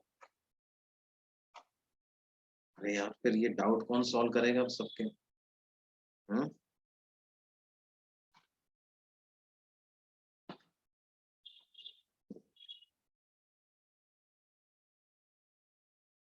जैसे एक होता है कॉन्सेप्ट किसका, by metallic strips. By metallic strips, by metallic strips क्या होती हैं देखो, दो अलग अलग मटेरियल की मेटालिक स्ट्रिप्स हम लेते हैं और उनको ज्वाइन कर देते हैं, एंड टू एंड ज्वाइन उनको कर देते हैं। एक मटेरियल का एक्सपांशन कोएफिशिएंट ज्यादा है, दूसरे का एक्सपेंशन कोफिशिएंट कम। मान लो एक का अल्फा 1 है, दूसरे का अल्फा 2, अल्फा 1 जो है वो अल्फा 2 से बड़ा, है ना। अब मान लो अगर हमने क्या किया, इसका टेम्परेचर बढ़ाया, if temperature of these rods is increased,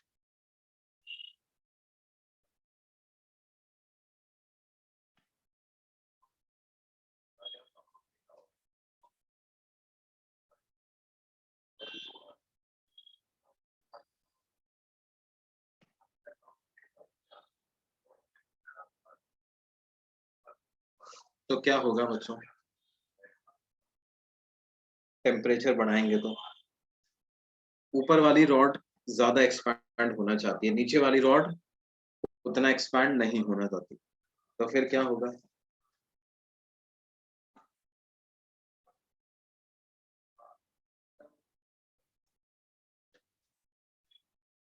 net expansion नीचे होना चाहिए। मतलब देखो एक ऐसा तरीका निकल करके ये रॉड्स मिलके निकाल लेती हैं कि क्या हो जाए, दोनों का काम चल जाए, दोनों नेचुरल लेंथ में रह जाएं, और इसकी वजह से क्या होता है, ये इस तरह से बेंड हो जाए।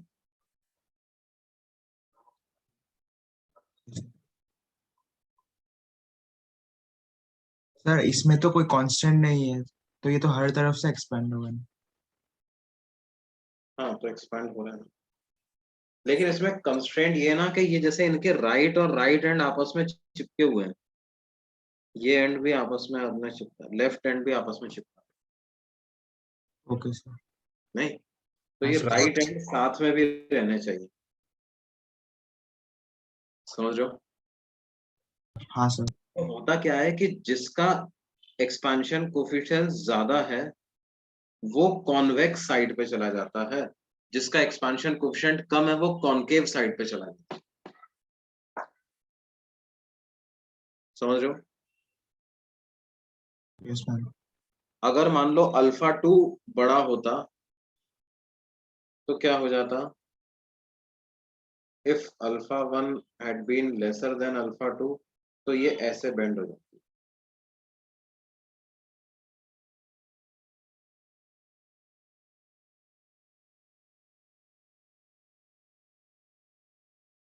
समझ रहे हो बेटा। हाँ sir.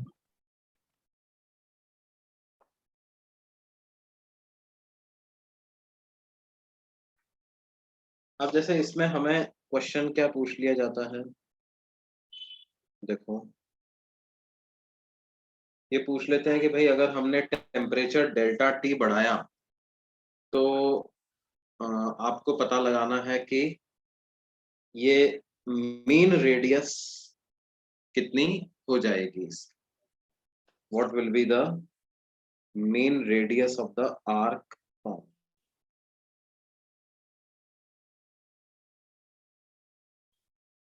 if temperature is increased by delta T,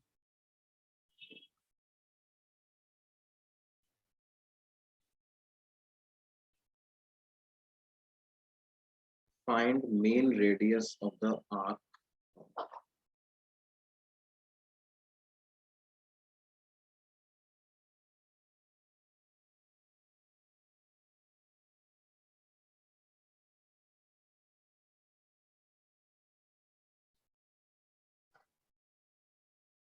तो कैसे करेंगे बच्चों, हमें यहाँ पे दिया हुआ है इनकी लेंथ L है और ये थिकनेस जो है वो दोनों का T thickness is T।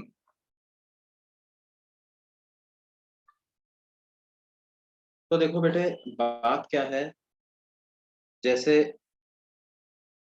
Mean radius मैंने R मान ली, तो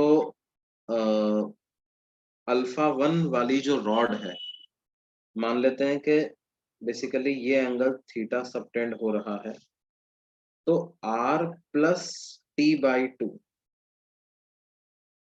को अगर मैं थीटा से मल्टीप्लाई कर दूं तो ये क्या हो जाएगा बेटे, r plus T by two को थीटा से अगर मल्टीप्लाई कर दें तो क्या ये L into 1 plus alpha 1 delta T के बराबर आ जाएगा?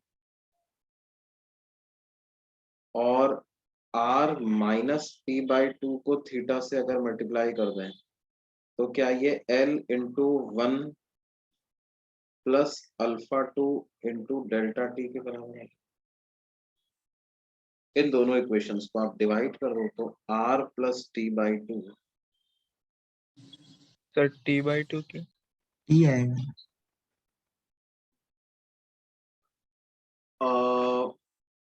मतलब देखो ये पूरी रॉड की यूनिफॉर्म लंबाई भी नहीं है ना एक्चुअली। ये इनर वाले ये वाली लेंथ कम है और ये वाली लेंथ ज्यादा है, समझ लो। हाँ सर। ये ये लेंथ कम है और ये वाली लेंथ ज्यादा है ना, उसकी थिकनेस की होने की वजह से विद इन वन स्ट्रिप भी तो इनर और आउटर आर्क बन गया ना।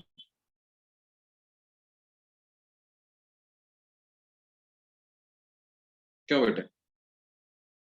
हाँ सर। तो इसलिए हमने क्या कर लिया,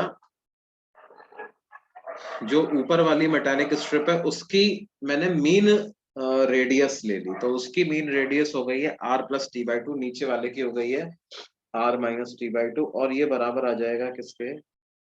1 plus alpha 1 delta T upon 1 plus alpha 2 delta,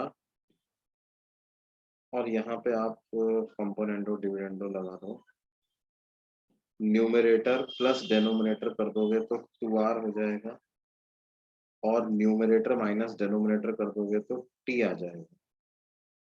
numerator plus denominator कर देंगे तो कितना आ जाएगा?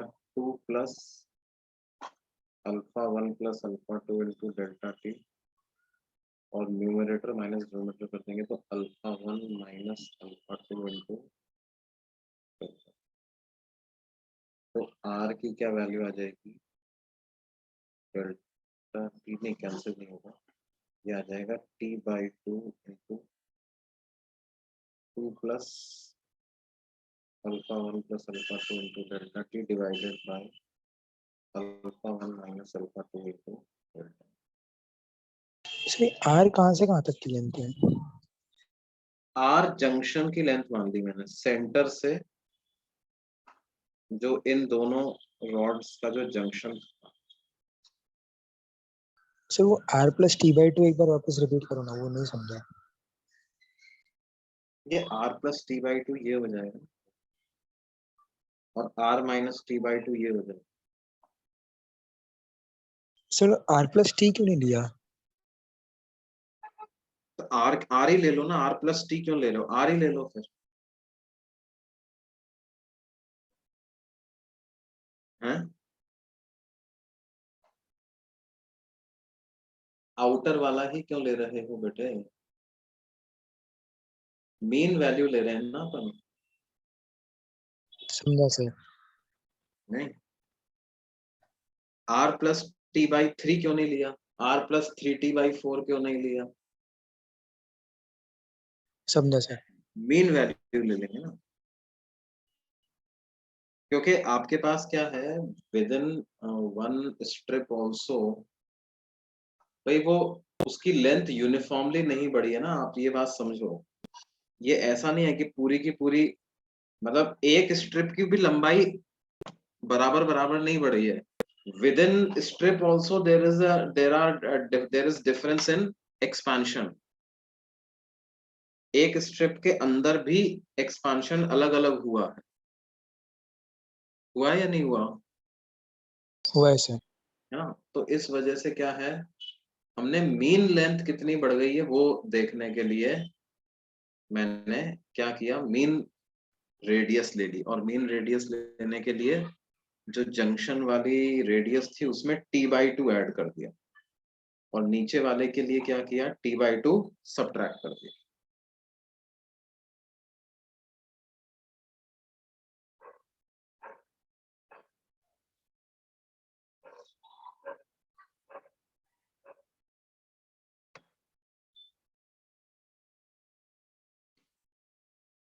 देखो जैसे ये एक ओलंपियाड का क्वेश्चन आया था, आपकी शीट्स में भी दिया हुआ होगा। स्टेज 1 का ही क्वेश्चन है। वैसे क्या है, two identical thin metal strips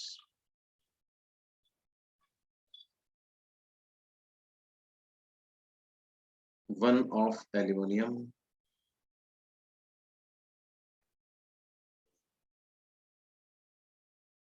and other of iron are riveted together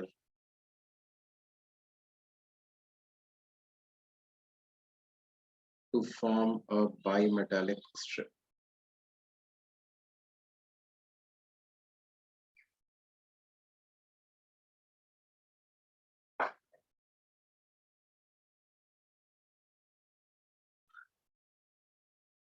The temperature is raised by 50 degrees Celsius. The temperature is raised by 50 degrees Celsius. If the central planes of the two strips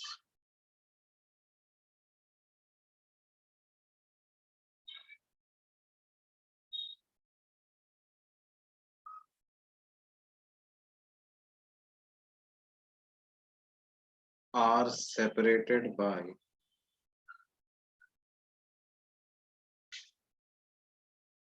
2 millimeter and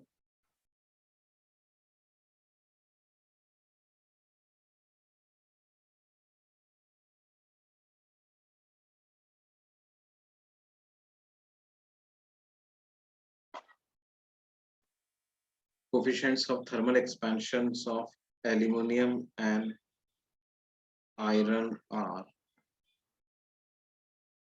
कितना 30 into 10 raised to the power -6 per degree Celsius and 10 into 10 raised to the power -6 per degree Celsius. The average radius of curvature of bimetallic strip is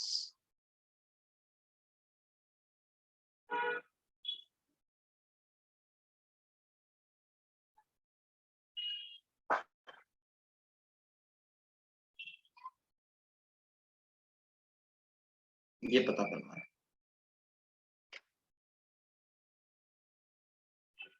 riveted मतलब join कर रखा है, join कर रखा है।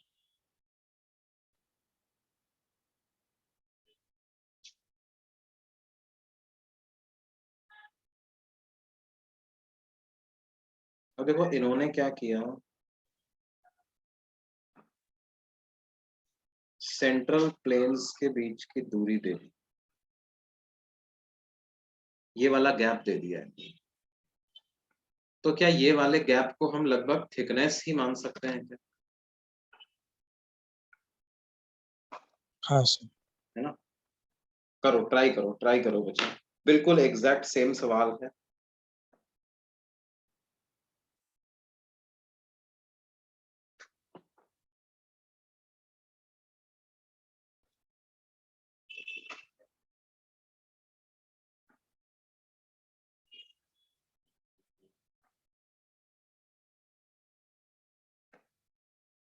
Sir जरा पिछला वाला पेज दिखाएंगे प्लीज।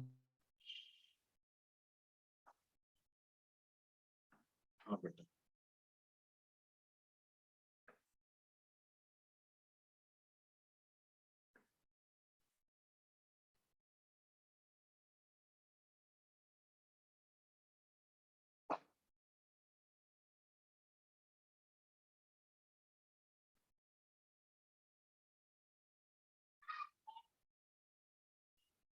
डांस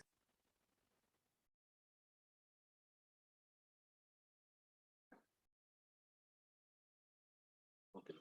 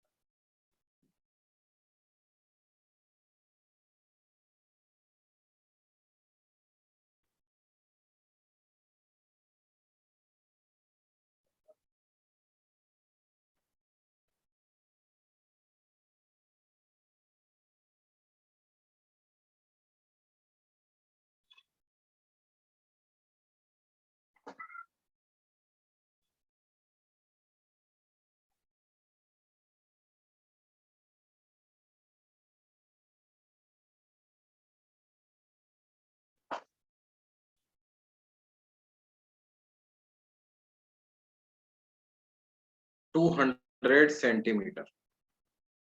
200 सेंटीमीटर आंसर आना चाहिए। बिल्कुल सही बात है।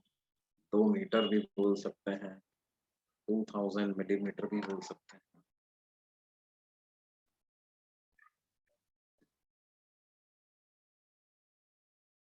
करेक्ट।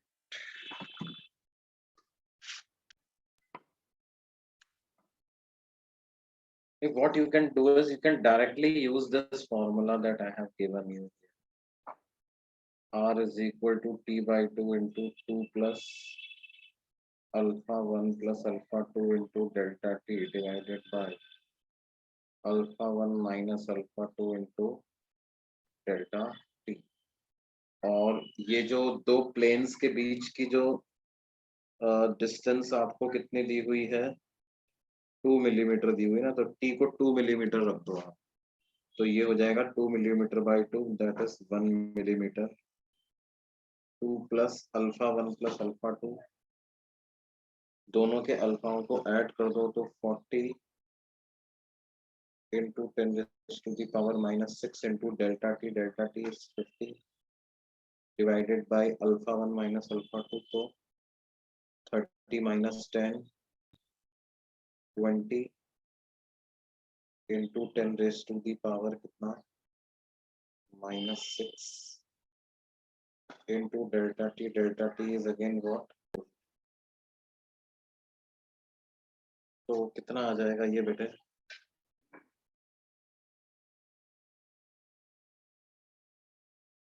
50 into 40 करेंगे तो 2000 आ जाएगा, तो 2 into 10 की पावर minus 3 divided by 10 की पावर माइनस 10 की पावर माइनस,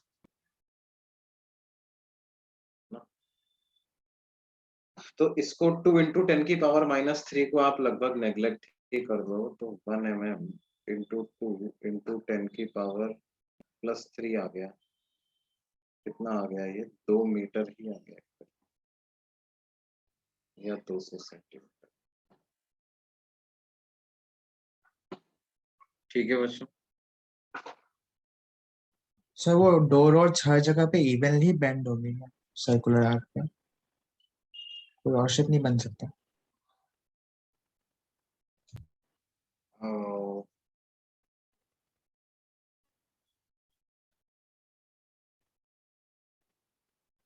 मतलब वो इस तरह से ही बेंड होंगी, ताकि क्या है, वो जुड़ी रहने वाली कंडीशन भी सेटिस्फाई हो जाए। और ओके सर। उनके अल्फा के अकॉर्डिंग वो, भाई एक्चुअल में क्या है, आप ऐसे समझो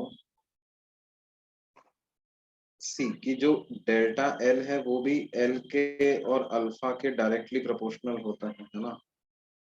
और अगर वो सर्कुलर आर्क में बेंड होता है तो उस केस में भी क्या है कि जो इंक्रीज इन लेंथ है वो डिस्टेंस फ्रॉम सेंटर के डायरेक्टली प्रोपोर्शनल वैसे भी होगा।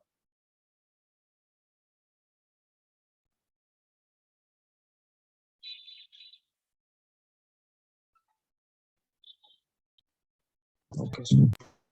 तो उस लिहाज से क्या है,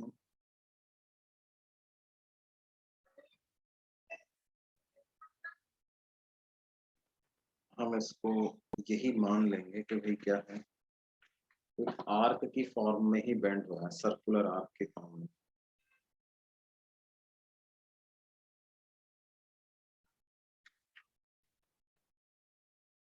सर आगे जाके ऐसा बायोमेटेलिक का कौन सा भी क्वेश्चन है जिसमें हम लोग को कर्वेचर का रेडियस फाइंड करना रहेगा, तो ये फॉर्मूला यूज करें? हाँ बिल्कुल लगा सकते हो।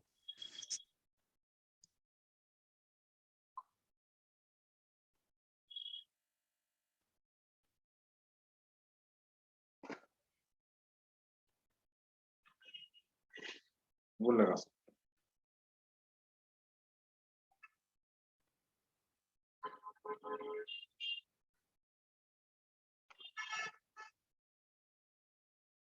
ये बात समझ में आती है बच्चों अभी? Yes sir.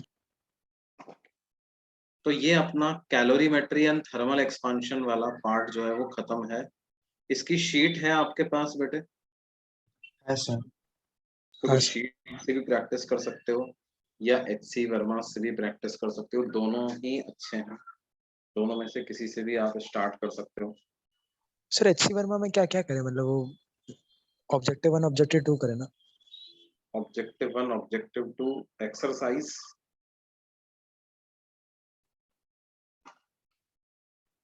या आप ऐसा करो कि शीट ही कर लो, अभी ऐसा करो है ना, शीट का एक्सरसाइज 2 पार्ट 2 छोड़ दो भले, बाकी कर लो है ना। Yes sir. सर कल आप मॉडर्न फिजिक्स और वो सेमीकंडक्टर से करेंगे ना? हाँ कल डिस्कस करेंगे। आप क्या डिस्कस करें कल? पहले सेमीकंडक्टर करें कि modern physics? Sir modern physics pending है पहले से। मॉडर्न फिजिक्स कीजिए सर। मॉडर्न फिजिक्स करें, ठीक है। मॉडर्न फिजिक्स का एक्सरसाइज 1 का पार्ट 2 है ना। हाँ सर। और टेस्ट में सेमीकंडक्टर भी आ रहा है तो उसका भी प्रैक्टिस कर लेना है आपको वैसे, है ना। हाँ सर।